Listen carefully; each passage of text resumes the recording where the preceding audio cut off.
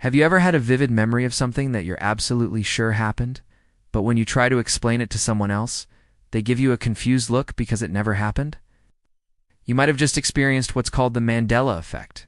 The Mandela effect is a phenomenon in which a large group of people share a false memory of an event or detail that is not true. It's named after Nelson Mandela, the former president of South Africa. One is that it's a glitch in the matrix, a moment when the fabric of reality tears, and we catch a glimpse of what's on the other side. But I'm not here to talk about glitches in the matrix. Let me know in the comments below. I'd love to hear about it. And if you enjoyed this video, please like and subscribe.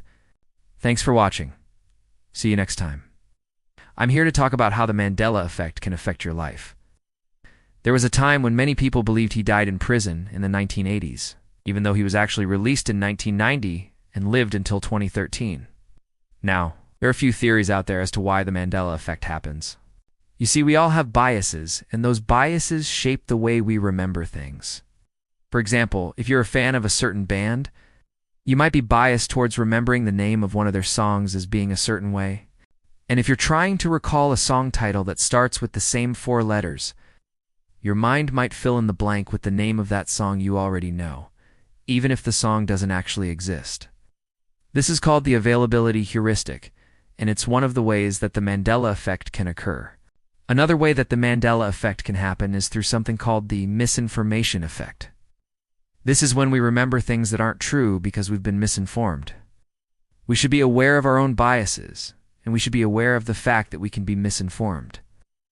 If we're not careful, our memories can betray us, and we can end up believing things that aren't true. So the next time you're having a conversation and you're trying to recall a specific detail, be aware of the Mandela effect, and don't be too confident in your memory.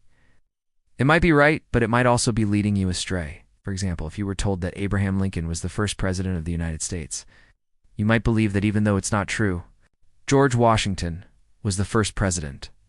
But if you were misinformed at some point in your life, you might not realize it, and you might confidently tell someone else that Lincoln was the first president. The Mandela effect is a fascinating phenomenon, and it's something that we should all be aware of. Do you have a memory that you're absolutely sure of, but no one else seems to share?